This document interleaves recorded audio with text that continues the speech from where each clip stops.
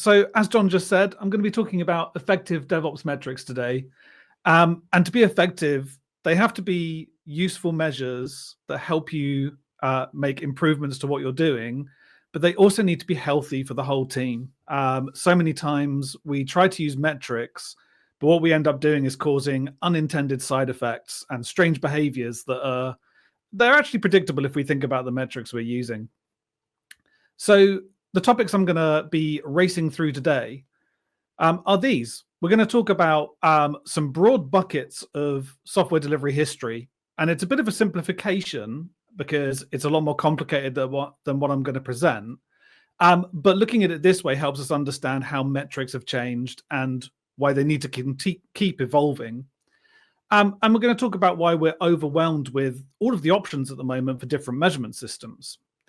And then we're going to kind of forge a path ahead so that you'll have some practical tools to use so that you can actually use metrics in a positive, healthy way. And I'm going to be taking questions at the end. So anything that crops up throughout the session, stick it in the chat and we will cover those at the end of the session. I'm looking forward to lots of interesting questions. So a very quick bit about me. I'm a DORA community guide. DORA are an organization that have probably done the most to advance our knowledge through their research in terms of software delivery over the past decade. And I'm on the CD Foundation Outreach Committee and the CNCF Platform Working Group. I'm also a Microsoft MVP for developer technologies. And I've also written a book about Octopus Deploy, which you can get for free from octopus.com. So go to octopus.com/publications and you can download that book free of charge. Go and enjoy. So let's get started by talking about the history of software delivery, but not the kind of padded elbow history. It's going to be brief. If we look back far enough, we can consider the heavyweight era. And this really was an accident that happened as a result of phased software delivery. So you had Bennington and Royce who wrote about this. And what they needed at the time was to have a very structured process for developing, which often involved also delivering hardware alongside the software, as the Sage project did. And there were lots of handoffs in there. So what we ended up doing as a result of this is we started measuring activity. So the focus was on things like whether things were on time and on budget. And we were ticking off against a list of documents that supported the process. So we often think of the waterfall model as being like the stages going down a hill. But if you look at the full model, each one of those stages has documents coming off of it like spaghetti. So it was quite wasteful. And this got encoded into maturity models where you would be moving your way through this maturity model process, adding more things to your process, but not really getting any real benefits from it. It was just a checkbox exercise. So we definitely needed to move on from this activity-focused way of doing things. And luckily that happened. The lightweight era of software was much more adaptive to change. So it was a bit of a revolution. It recognized that most of the activity that was required in the heavyweight process just wasn't needed and it wasn't valuable. So small teams with a lightweight and evolving process could deliver software and value to customers far better. And it wasn't the intention of the agile movement, but we ended up being a little bit too focused on throughput and speed.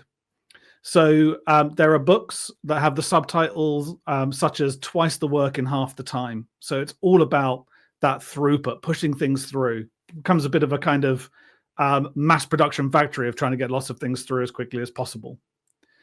So we needed another revolution. And thanks to all of the research, we found one.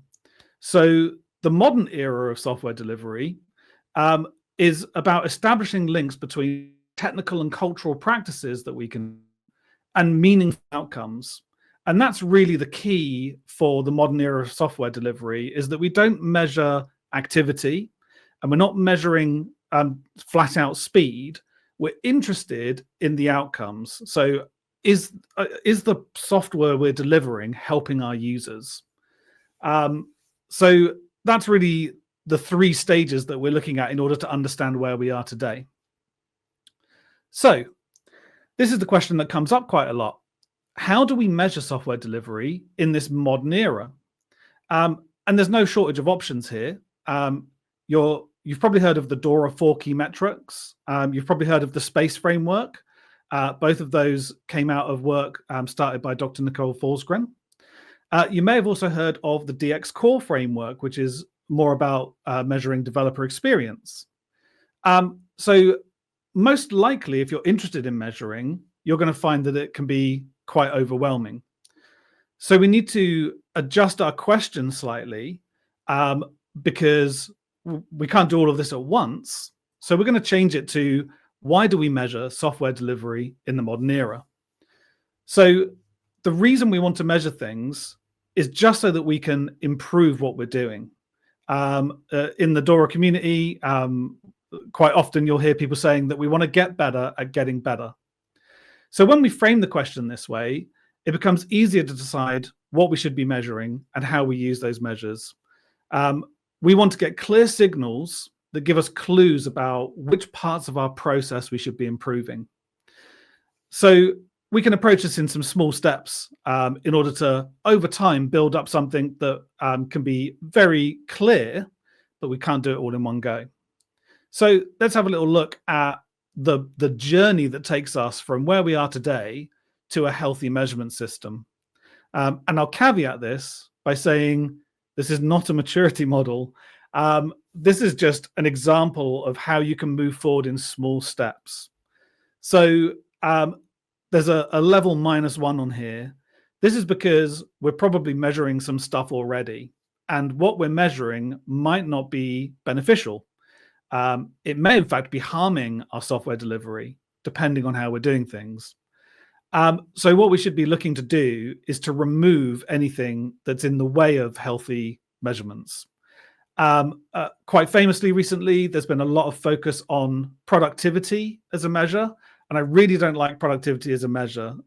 We don't really want to measure at the individual level because we need people to work on a team. So productivity can be a rabbit hole that causes too many negative side effects. So anything like that could be causing people to do things that aren't beneficial to the end-to-end process, we're going to strip those away. And then level 0, we're going to use the DORA 4 keys. These measure throughput and stability, and they help us to balance moving at a pace where we can still deliver quality. And it actually, instead of slowing us down to try and improve our quality, it encourages us to adopt practices that give us both. So they'll give us speed and they'll give us stability. So automation is really key to this, because automation tends to not just make something faster and easier, it also usually makes it more reliable, because automation doesn't forget a step or do something in the wrong order. So once we've got to this level, we should then start tracking developer satisfaction, but that can be quite low fidelity. I think it was in a book by Jim Benson and Tonian de Maria Barry, where they recommended just putting an emoji on a card when you finish it. So you can kind of say, when I finished this card, I was feeling happy, meh, or sad. And that gives you enough of a temperature check to kind of see if the team is satisfied with their work. The interesting thing about this is satisfaction tends to drop first. So it can warn you perhaps 2 weeks before you'll see a drop in other metrics. So it's like an early indicator that things aren't going well. And you can pause and find out what's going on so that you can actually solve the problem before it impacts any outcomes. So that's super useful. We can then move on to reliability, which is looking at our service level objectives and how our software performs against those. Now, this is actually where we're now connecting to things that our customers and our users care about.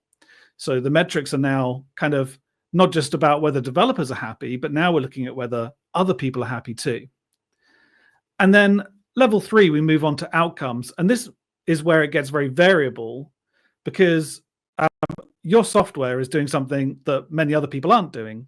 So these need to be specific to what you're building. And a classic example for this would be in e-commerce. You'd be tracking transaction rates, transaction values, abandoned baskets. They're very specific to the software. And then finally, you expand out to the whole value stream. So we're no longer looking just at software delivery. We're looking at someone has an unmet need. How long does it take until that need has been met? And if your organization has goals, and there are some noble goals that exist in the world, there are organizations who want to reduce death and serious injury on the roads, or the ones that want to save the bees. These are the goals that you then want to measure. Are we achieving our goals as an organization? So given that we're going to kind of zoom out to this huge, maybe quite sophisticated model, why do we start with something as simple as the DORA 4 keys? Well, the reason these are so useful is that they don't just measure the outcome of what you do in terms of your capabilities. And on the model here, you can see there are things like culture are in here, but there's also very technical, practical things you can be doing, like deployment automation and working in small batches.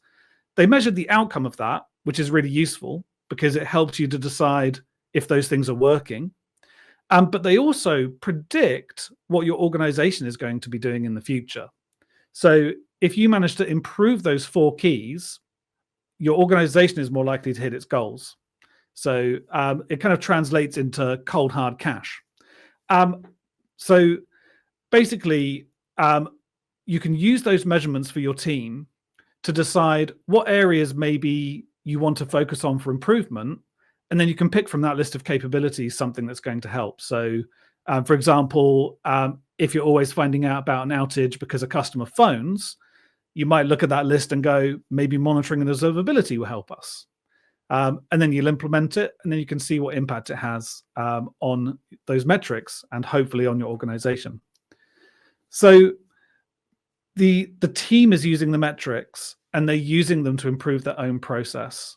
And that's kind of important here because very often with these metrics, there are some negative behaviors that we want to avoid. And I'll be talking about those shortly. The research is really good, but you also don't have to trust it.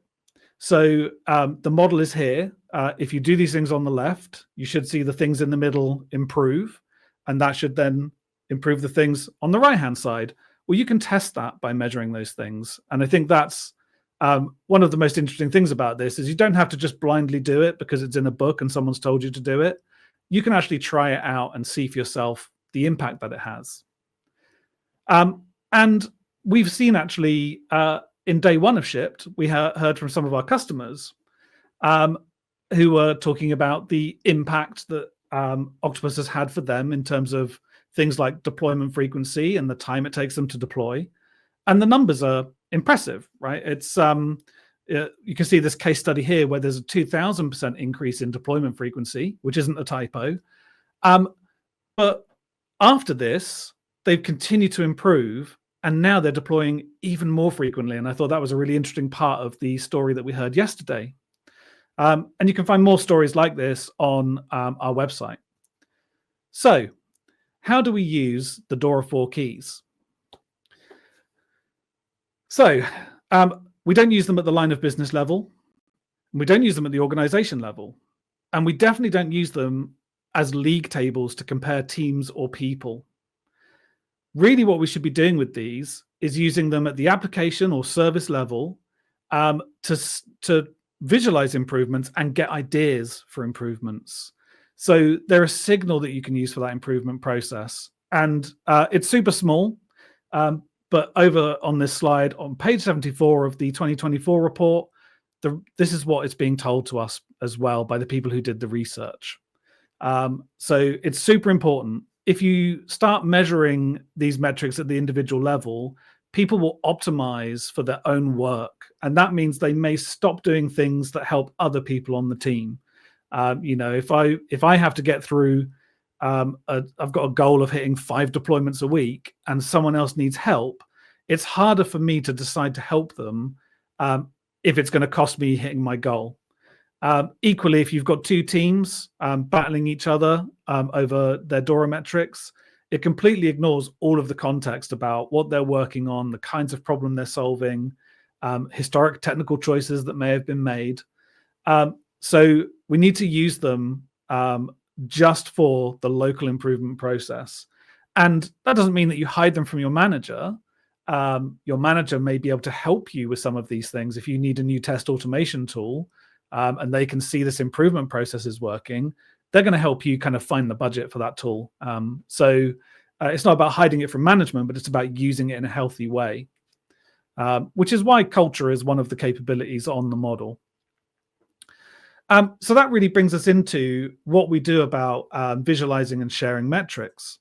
And this is a subject that's close to our heart because we make these metrics available in Octopus. So we want to make sure that, as well as providing an easy way of getting these numbers, we can also give you the right kinds of ideas for how to use them. So there are two particular things to be careful of. One is elevation. And this is the temptation that some teams have to send the DORA metrics all the way up to the C-suite in their monthly reports. And when you're making improvements, of course, you want to shout about it. But when you turn it into a visible metric on a report, which is being sent every month, you kind of make that more important than things that aren't on the report. And we don't really necessarily want our C-suite thinking about DORA metrics. I think we'd rather they were focusing on the business metrics, which is a bit later in the journey. Those are the things, as I said, for e-commerce, like transaction rates and transaction values. So we don't want to just blindly share these metrics too high up in the organization when there are better metrics to share at that level. We also need to be careful when we dashboard these for our own use, because once we put them on a dashboard, they will keep reminding us that we should be improving something. So if we've already improved something to a high degree, maybe we should think about not having it on the dashboard and bringing in a different signal that helps us think about something maybe we're missing. So we need a little framework to help us with this. And we have one here. What we have is two levels of metrics. We're keeping it really simple. There's internal and elevated. Internal metrics are ones that you are keeping within your team to help you do your jobs better and to improve how you do your jobs. We don't need to send these all the way up through the organization. There are better examples of things we can send up.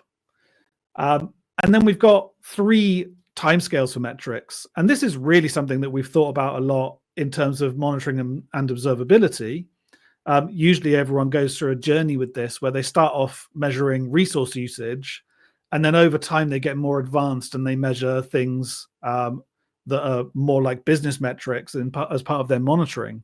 So if they deploy a new version and it causes sales to drop dramatically, they can respond to that just the same as they could resources being exhausted.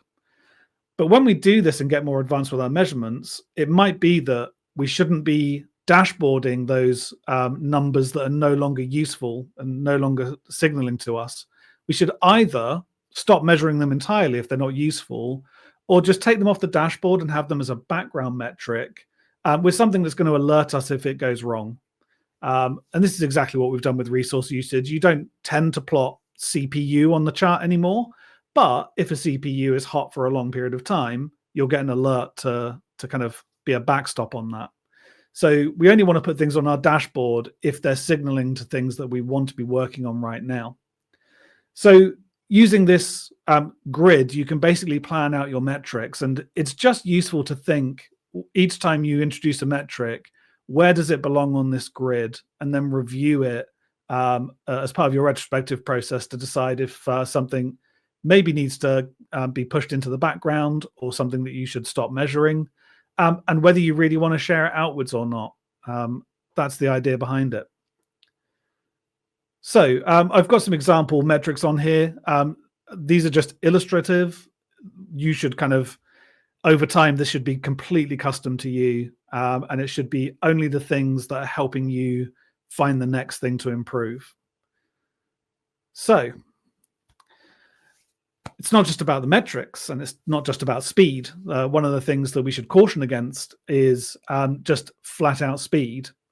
What we actually want to try and achieve, instead of twice the work in half the time, is twice the impact with half the work. And for software teams, the way to do this is to be much more targeted about what we develop for our users. There's a chart I'm going to show that I'll quickly describe to you that explains this in some detail. This is from the 2024 DORA report. And this chart is illustrating how if you actually connect to your users and really uncover what problems they need solved, it actually doesn't matter too much how fast you can deliver. So your throughput doesn't have such a large effect on your success. You can see along the bottom axis, very low delivery throughput is still working in the product being rated very highly. And this is because you may only do half the number of features, but every single feature is something that really helps a user to score a goal.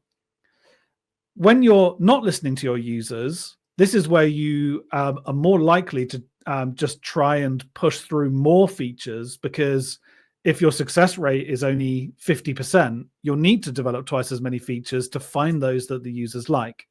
And that can be a valid thing to do when you're not sure about what your users need and you're experimenting. But over time, as you get deeper into your speciality, you should definitely be seeking to understand your users better. So the summary of this slide is, if you're experimenting and you want to just try lots of different ideas, then being able to deliver rapidly helps you with that experimentation. But if you want people to really love your product, then you need to speak to them and understand them. And this is the kind of thing that we talk about quite a lot in the DORA community. And you're very welcome to come and join us. DORA.community is the website. We have discussion groups on there where you can just type in messages to ask questions. But you can also join our regular meetings, one of which is Metric Monday, which is entirely focused on metrics. And I know not everyone is into metrics to that level. I certainly am, so I try to attend all of those.